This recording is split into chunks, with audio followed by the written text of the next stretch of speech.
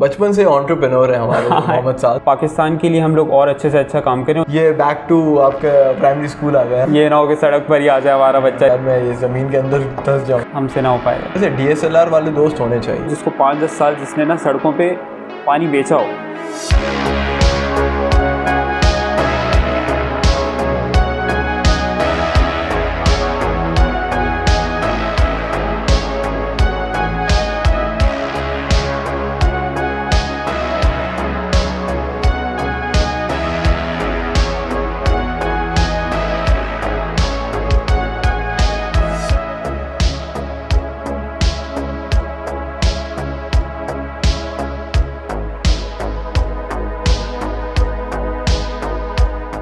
Hello, welcome to up down stories. This is your host Bilal Imran. As you know कि आजकल हमारे यहाँ startup का बहुत जो है वो रुझान बढ़ गया है। Many universities are offering a different degree and programs for startups.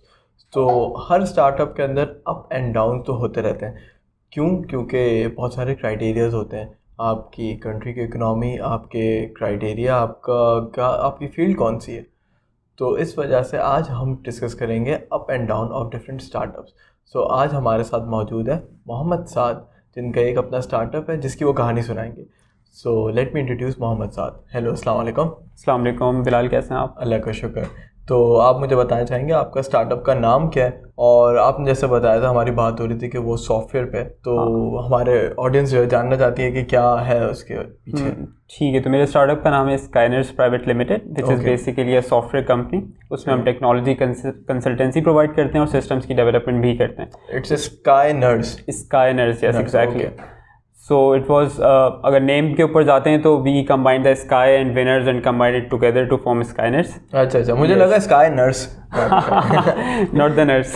Not the nurse. So if I'm not wrong, it's like more like a software house. Exactly. And it also provide like different आप उसमें services होंगे, जैसे website development हो गई। Exactly, हाँ, किसी company की digital presence करनी है, वेबसाइट है, उनकी सोशल मीडिया मार्केटिंग है, वो भी हम करते हैं। उसके साथ किसी को वेब एप्लीकेशन बनानी है, मोबाइल एप्लीकेशन बनानी है, डेस्कटॉप एप्लीकेशन है, किसी भी तरह से उनको अपने बिजनेस के प्रोसेसेस को ऑटोमेट करना है ना, तो वो स्काईनर्स के पास आ सकते हैं और हम जो है उनको सारी कंसल्टेंसी भी प्रोवाइड करते हैं, क्या सोल्यूशन उनके लिए बेस्ट होगा और उसकी इम्प्लीमेंटेशन भी उन्हें करके देते हैं। ज़बरदस्त। तो ये तो बहुत अच्छी बात है। इसके अलावा व्यूअर्स जो जानना चाहते हैं वो ये जानना चाहते हैं कि वो इस साद को क्या इंस्पिरेशन मिली कि उन्होंने जो है वो स्काईनर्स जो है वो बनाया, और आपकी लाइक ग्रेजुएशन क्या है और आपका पास बैकग्राउंड क्या है। ठीक है, तो मैंने अपना ग्रेजुएशन किया है फास्ट न्यूज़ कराची से। सही। और इट्स टू फार वैसे कराची के अंदर अगर आप हाँ, और उसको आप और स्पेसिफिक कर लें तो भैंस कॉलोनी के अंदर है वो। ओके। जिसका एग्जैक्टली सबसे ज़्यादा मजाक भी बनता है, लेकिन इट इज़ वर्थ इट। सो अगर हम बात करते हैं कि मैंने स्टार्ट कहाँ से लिया, तो मैं अपनी पुरानी चैट्स पढ़ रहा था। उसमें मेरा 2013 को अपने एक फ्रेंड को मैंने मैसेज किया हुआ था कि यार I want to be a software engineer. तो वो जो फेज़ था मेरा, तब से ही मैंने सोचा हुआ था कि मुझे कंप्यूटर साइंस को ही परस्यू करना है। और उसके साथ साथ इवन स्टार्टिंग से ही ना मैंने ये देखा है कि मैं एक चीज़ पे ना एक चीज़ काफ़ी नहीं होती कभी मेरे लिए। लाइक मैं अगर स्टूडेंट था ना, मैट्रिक कर रहा था, तब मैं 15 साल का था और उसमें मैंने एक पूरी 1 घंटे की मूवी बना दी, मतलब अपने दोस्तों को। मैट्रिक मतलब उसके बाद जो एक्सपीरियंस आपने मैट्रिक के अंदर पूरा गुजारा या कोई अलग टॉपिक लिया फॉर अ मूवी के लिए? हमने once upon a time in Malir cantt उसका नाम था। मैं मलीर कैंट में रहता था और मैंने देखा भाई ये बहुत कूल चल रहा है, सब मिला है, दोस्त वगैरह को इकट्ठा किया और पूरी 1 घंटे की मूवी शूट कर दी। हम लोग रोज सुबह उठते थे, जाते थे, शूटिंग करते थे, उसके बाद एडिटिंग की, और वो जो फैंसी इफेक्ट्स नहीं होते, गन का शॉट निकल रहा है, वहाँ से खून उड़ रहा है, वो सब डाल के पूरी मूवी बनाई। और उस पर मैंने अपने स्कूल के थिएटर में वो चलाई और उस पर 30 रुपये टिकट रख दिया। ज़बरदस्त। सब लोगों ने देखी और अच्छी खासी हमने उससे अर्निंग कर ली। बचपन से एंटरप्रेन्योर है हमारे मोहम्मद साद। तो बचपन में अगर मूवी बनाई once upon a time in Malir cantt, मेरे ख्याल से वंस अपॉन अ टाइम में मुंबई को देख के बनाया होगा। Not wrong. इसमें और भी वंस अपॉन अ टाइम में मैक्सिको और दूसरी भी थी। हमने कहा एक मलीर कैंट की अपनी होनी चाहिए। तो मतलब आपने प्रॉफिट कर लिया था यूजुअली उस वक्त? हाँ, प्रॉफिटेबल था क्योंकि इक्विपमेंट जो था वो जो जिन फ्रेंड्स के पास इक्विपमेंट था उन्हीं को ऑन बोर्ड कर लिया था, और उसके अलावा जो बाकी ऐसा हमारा खर्चा नहीं हुआ था उस पर, बस प्रॉफिट ही प्रॉफिट हुआ। वैसे DSLR वाले दोस्त होने चाहिए। हाँ एग्जैक्टली, जिंदगी में ज़रूरी है DSLR वाले दोस्त होने चाहिए। मैं भी कर रहा हूँ कुछ दोस्ती उनकी हो जाती है। जी। तो उसके बाद फिर मैंने ऐसे ऐसे थोड़ी फ्रीलांसिंग शुरू की। एक तो मैंने वेबसाइट्स बना ली, मैं कोई कंटेंट राइटिंग कर रहा था, कभी ग्राफिक डिज़ाइनिंग कर रहा था।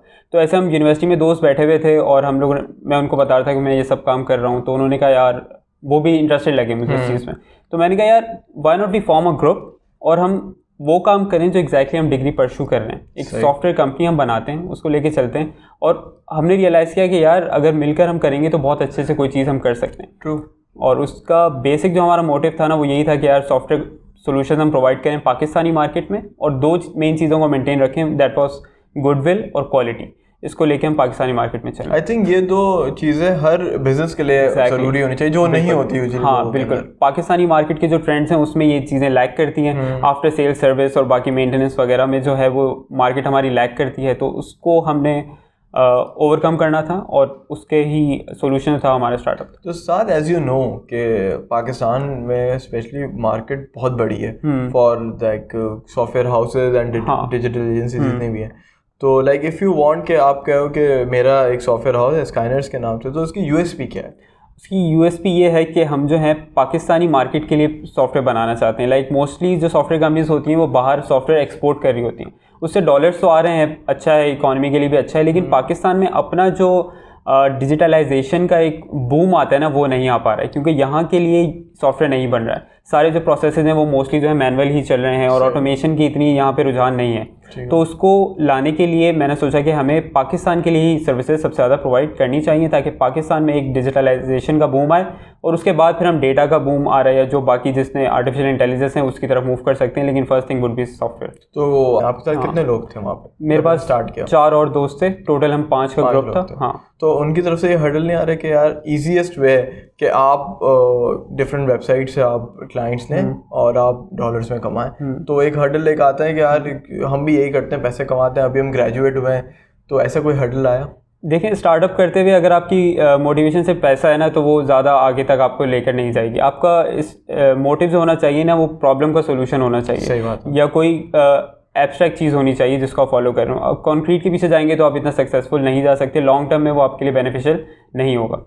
तो इसीलिए हम लोगों ने सोचा कि हमें सॉफ्टवेयर को इस तरह से लेके चलना चाहिए कि पाकिस्तान के लिए हम लोग और अच्छे से अच्छा काम करें। और सारी जो टीम है हमारी इस पे मुत्तफिक थी पूरी के यार यही अच्छी डायरेक्शन है।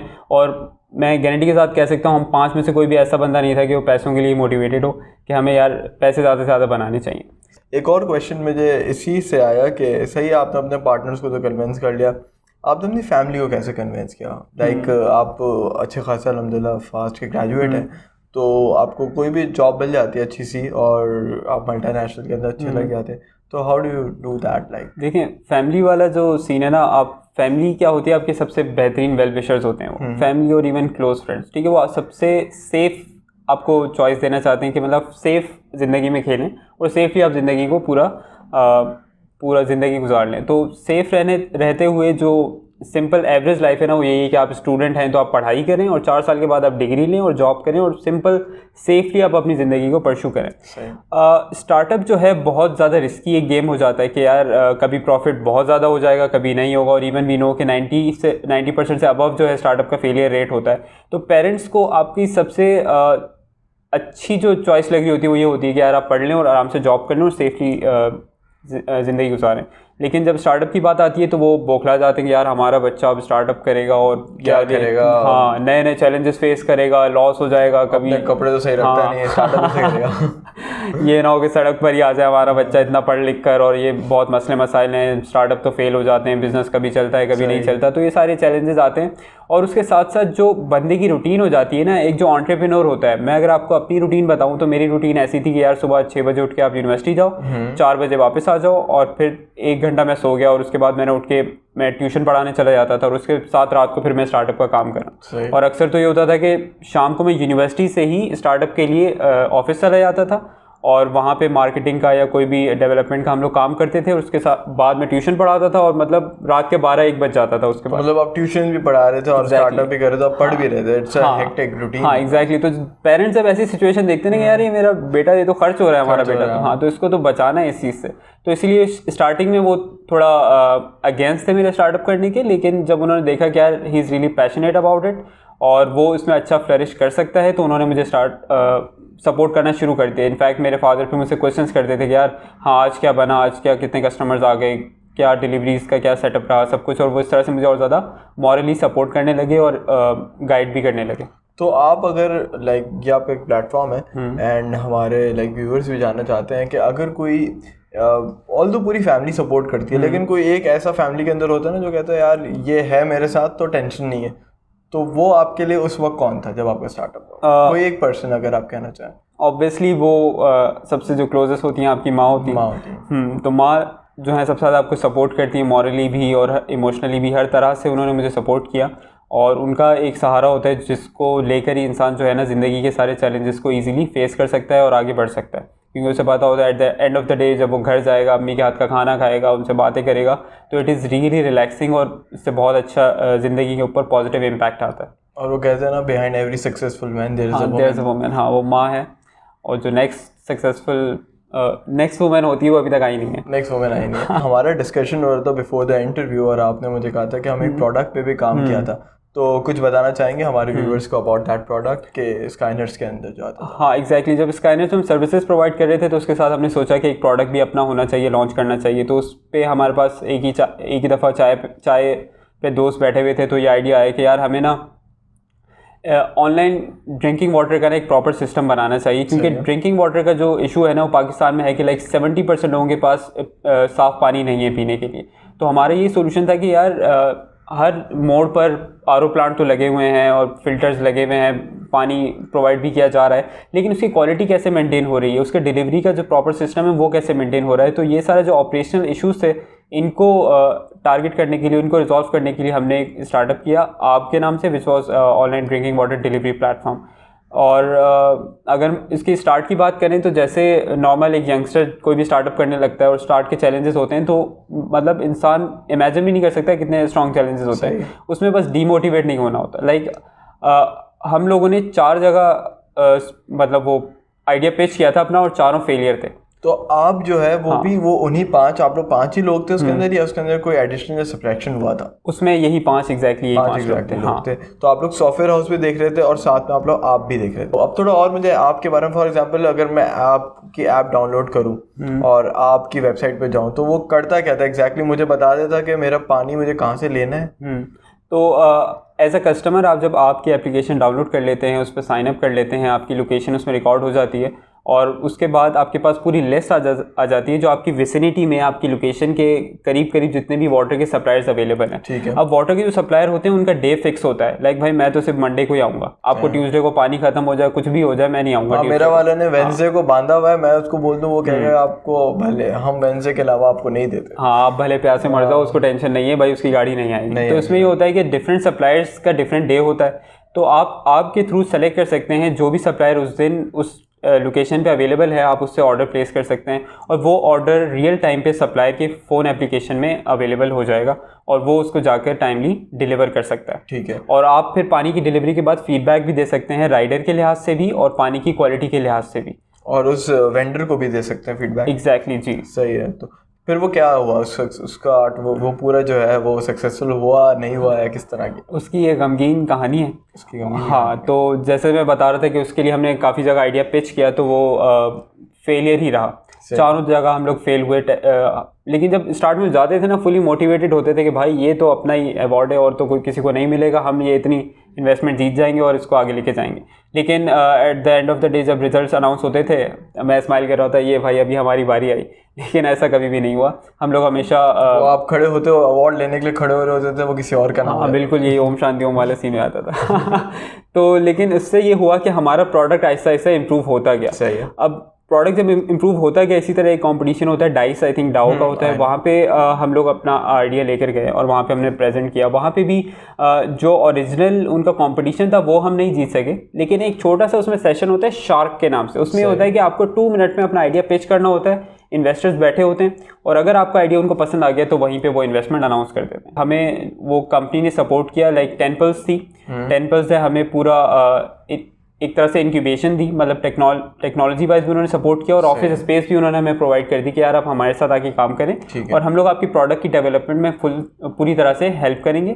तो जैसे कि हमारा डिस्कशन चल रहा था एक थोड़ा सैड जर्नी ऑफ आप, तो बेसिकली ऑपरेशनल प्रॉब्लम भी आया इसके अंदर आपको?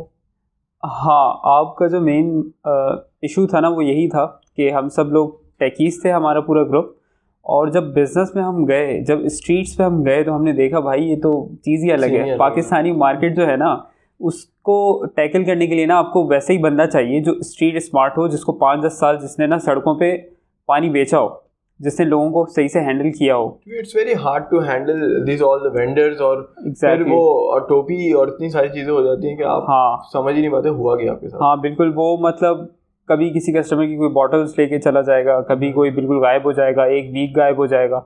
तो इवन अगर जो आपकी अपनी टीम होती है ना, लाइक आपको डिलीवरी के लिए हमने एक वेयरहाउस और एक डिलीवरी बॉय और एक सुपरवाइज़र भी रखा था। सही। तो वो खुद आपकी अपनी टीम के लोग आपको इस तरह से धचका देंगे ना कि आप परेशान हो जाओगे, यार ये तो अपनी तो टीम के थे। आपका मॉडल ये था कि मैंने अगर ऑर्डर किया तो आपका बंदा उठाएगा वहां से वेयरहाउस के वेंडर से और वो अपने वेयरहाउस पे लाएगा, राइट? हाँ बिल्कुल। और उसके बाद वो मुझे डिलीवर करेगा। हाँ बिल्कुल, इसमें दोनों मॉडल थे हमारे।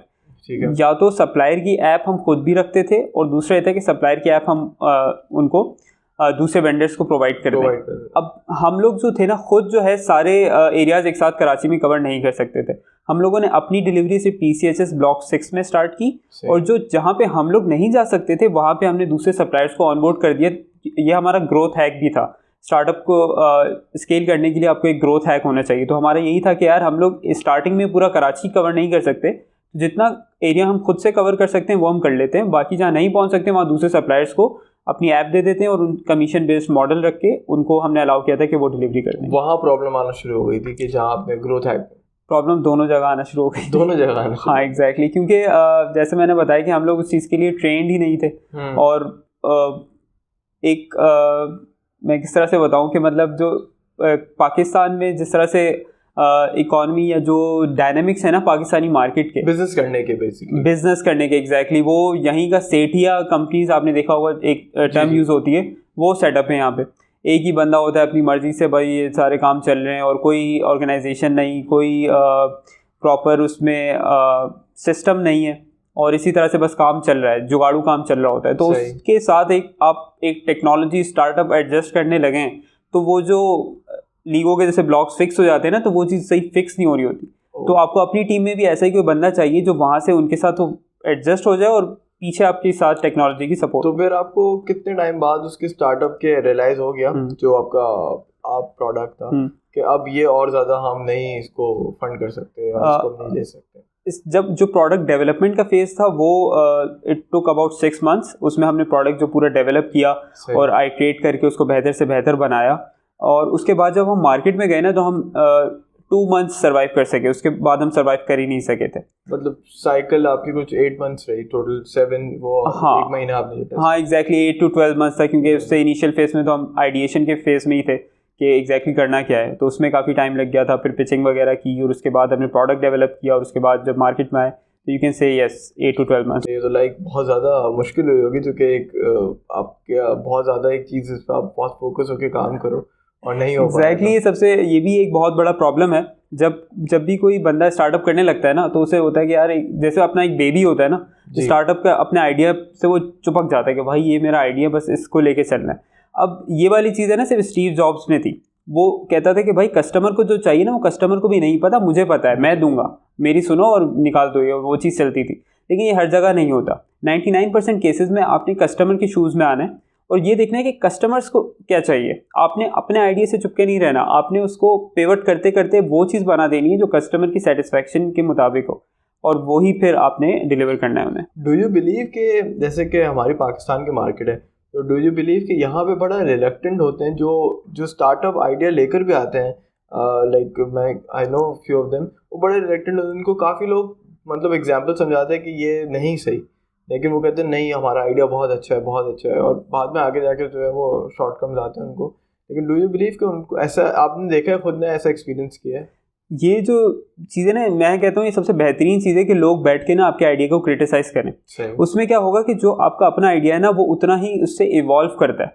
जो क्रिटिसाइज़ कर रहा है आप उसको टैकल करो और अपने प्रोडक्ट को उस तरह से इम्प्रूव करो। और यही चीज़ जैसे मैंने बताया कि 4 दफ़ा हम कॉम्पिटिशन हार गए, तो उसमें ये हुआ था कि जजेस ने हमें बहुत बेइज्जती की थी हमारी। प्रेजेंटेशन की, प्रोडक्ट की, हर लिहाज से हमारी बेइज्जती की थी, और हमने उसी को लेकर अपने प्रोडक्ट को इवॉल्व किया और अल्हम्दुलिल्लाह we secured investment. But let's say कि आप it's not the end of the journey, उसके थ्रू आपने लाइफ के बहुत सारे एक्सपीरियंस ऐसे लिए होंगे कि आपने सोचा होगा कि अब मैं नेक्स्ट जो प्रोजेक्ट लूँगा वो उसको इसमें ये गलतियाँ नहीं करूँगा। डू यू बिलीव कि ऐसा सही है ये बात? हाँ, तो उसमें यही जो मैंने कहा ना, इवॉल्व करने वाली चीज़। अब प्रोडक्ट में आपको क्या करना चाहिए, आपको बिल्कुल स्मॉल वे में स्टार्ट करना चाहिए। लाइक अगर मैं पानी का प्रॉब्लम सॉल्व करने लगा हूँ तो मुझे इतना बड़ा स्ट्रक्चर उसका मैंने बना लिया, पूरा प्लेटफॉर्म, कस्टमर की ऐप है, सप्लायर की ऐप है, एडमिनिस्ट्रेशन पोर्टल है, डेटा आ रहा है जा रहा है, और उसको क्लाउड सर्विसेज पे लॉन्च कर दिया और प्रोडक्ट पूरा लॉन्च कर दिया। इतना बड़े स्केल पे आपको डायरेक्टली नहीं जाना चाहिए। आपको फेसबुक ग्रुप से स्टार्ट कर लो, आप व्हाट्सएप ग्रुप से स्टार्ट कर लो, आप कॉल्स पे स्टार्ट कर लो। जो बिजनेस का आपका मॉडल है ना, बिल्कुल मिनिमम वे में आप स्टार्ट करो, बिल्कुल मिनिमम इन्वेस्टमेंट के साथ, और फिर आप अपनी जर्नी को ना ऑल्टर करते जाओ, जहाँ पे आपको ज़्यादा प्रॉफिट मिले उस तरह से आप उस डायरेक्शन में मूव करते जाओ। I agree with you in that कि आपको एक छोटा सा स्टार्ट ले, लेकिन प्रॉब्लम इज दैट कि यहाँ पर आप एक मटेरियलिस्टिक वर्ल्ड में रह रहे हो। तो वो होता है ना कि आप यहाँ तो बच्चा ग्रेजुएट होते ही सोचता है या स्टार्टअप होते ही सोचता है कि वो नेक्स्ट ये होगा कि वो रोल्स रॉयस से उतरेगा और एक बड़े एम्पायर में जाके वो अपने बैठेगा।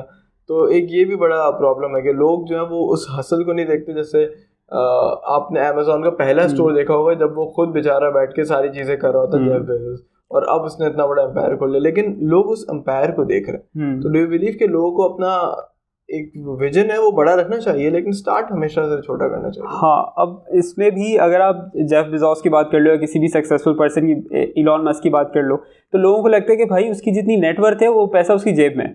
ऐसा नहीं होता। उसको जितना वो कंपनी का जो मालिक है वो उसके पैसा उसके कंट्रोल में नहीं है। वो क्या पता है उसका लाइफस्टाइल इतना अच्छा ना हो, हमसे भी बुरा हो, वो दिन रात भाई मेहनत ही करता रहो, रात को सोता भी ऑफिस में हो, क्या पता उसकी ऐसी लाइफ हो। मोस्टली सक्सेसफुल लोगों की ऐसी लाइफ होती है। अब ये वाला जो ट्रेंड है कि भाई वो रोल्स रॉयस में आ रहा है और वो भाई वेकेशन पे घूम रहा है, ये वो मालदीव्स में बैठा हुआ है और सारे बिजनेस उसके चल रहे हैं, ये कॉन्सेप्ट स्टार्टअप में नहीं आता है। स्टार्टअप में आता है आपको फुली उसमें टाइम इन्वेस्ट करना है। इनफैक्ट आपको मैं कहता हूँ कि जॉब इज़ ईजियर, क्योंकि उसमें आप 9 to 5 करते हो। दैट इज़ लाइक कितने आवर्स हो गए यार, मैथ्स मेरी वीक है 8 to 9 आवर्स होते हैं ना जॉब के, तो वो आपने दे दिए उसमें। लेकिन अगर आप स्टार्टअप कर रहे हो तो आई एम सेइंग कि आप 16+ आवर्स उसको दोगे, तो वो जो है ना वो असल स्टार्टअप है कि आप उसमें ज़्यादा से ज़्यादा अपना टाइम इन्वेस्ट कर रहे हो और अपनी ज़ात को भूल करना, आप बस उसको स्टार्टअप आपने ग्रो करना। जो लोग ज़्यादा जिसको बहुत ज़्यादा आइडियलाइज करते हैं लाइफस्टाइल को, वो आप जो बंदा स्टार्टअप करता है उस जनरेशन को नहीं मिलता, उसके मे भी 2-3 जनरेशन को। एग्जैक्टली, बिल्कुल बिल्कुल बेहतरीन आपने बात की है कि ये जो स्टार्टअप का जो फल होता है ना वो आगे जाके मिलता है। आपको इंटरनेट पे बहुत से ऐसे लोग मिल जाएंगे अपने आप को एंटरप्रेन्योर कह रहे होंगे, लेकिन वो सारा जो उनका होता है वो उनके इनहेरिटेड होता है सब कुछ, और वो अपने नाम के साथ एंटरप्रेन्योर लगा देते हैं। अब सब नए स्टार्टअप करने वालों को लगता है भाई हम तो 2 साल में ये बन जाएंगे, पहुंचना है, ये बनना है। हाँ, तो वो आपका गोल कभी भी नहीं होना चाहिए, क्योंकि वो सिर्फ जो है इंस्टाग्राम की वो एक ग्लैमर आप कह सकते हैं, लेकिन स्टार्टअप का वो जो है वो मकसद वो ग्लैमर कभी भी नहीं होता, ना होना चाहिए। Moving on to other section, तो इस सेक्शन के अंदर ट्रू और फॉल्स है। इसके अंदर ये बैक टू आपका प्राइमरी स्कूल आ गया कि आपको ट्रू एंड फॉल्स देना है और आप बताएं क्या होगा। वैसे आसान है, इसके अंदर आप पास ही होंगे, आप फेल नहीं होंगे। तो पहला क्वेश्चन स्टार्ट करते हैं। मैं एम्प्लॉयज़ को जल्दी बुलाकर हमेशा लेट जाता हूँ। आपके मामला में पार्टनर्स को होता है कि exactly. कौन ज़्यादा अर्ली जाता है? यार मैं ही अर्ली चले जाता था। सही है, तो मतलब आप हमेशा जो है वो फॉल चाहिए, आप हमेशा जल्दी जाते हैं। ठीक है। सेकंड क्वेश्चन, पहले मैं ग्लोरिया जीन्स जाया करता था, लेकिन अब मैं सिर्फ पठान के होटल की तरफ जाता हूँ। मैं पहले भी पठान के होटल जाता था, अब भी पठान फॉर ऑल पहले मैं फ्रेंड्स के साथ बहुत हैंग आउट करता था, पर अब कह देता हूँ कि अम्मी ने इजाज़त नहीं दी। ट्रू। फिर आप काम का बहाने भी करते हैं, अम्मी की इजाज़त के बहाना करते हैं? फैमिली का बहाना कर लेते हैं। चलो, पूरी इज्तिमाई फैमिली को उन्होंने जो है वो कर ये ट्रू हो गया। कभी कभी ख्याल आता है कि बस अब बहुत हो गया, अब जॉब कर लेता तो बेहतर था। एवरी वीक ख्याल आता है, हाँ, क्योंकि बंदा जो है ना फ्रस्ट्रेटेड हो जाता है, लेकिन फिर आप अपने ब्रॉडर विजन को देखते हो और कंटिन्यू करते हो आप। अच्छा, मैं अपने बॉस से पूछता हूँ आपको ये ख्याल कब आता है? कहते हैं जब मैं सैलरी चेक्स पे साइन कर रहा होता हूँ। क्लाइंट पैसे पे करते हैं बहुत कम और काम मांगते हैं ज़्यादा। True true true true true true. Like वो कहते हैं कि हमें चाहिए डिज्नी एनिमेशन और हाँ, बजट पैसे वही जो है है उनका। वो सीवी वाले होते हैं।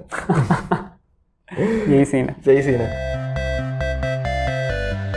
चलिए moving on our next segment, और इस सेगमेंट के अंदर रैपिड फायर है, ठीक है।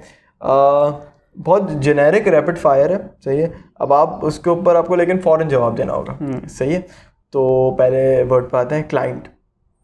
सर दर्द। सर दर्द। मार्केटिंग। हमसे ना हो पाएगा। हमसे ना हो पाएगा, वो है सॉफ्टवेयर इंजीनियर है ना। स्टार्टअप। जुनून। जुनून। शादी। या अल्लाह तौफीक दे। पैसे। हाथों का मैल। हाथों का महल, सही है। चाय। पिला दो। पिला दो। मैंने कहा अच्छा आपने पठान नहीं बोल दिया।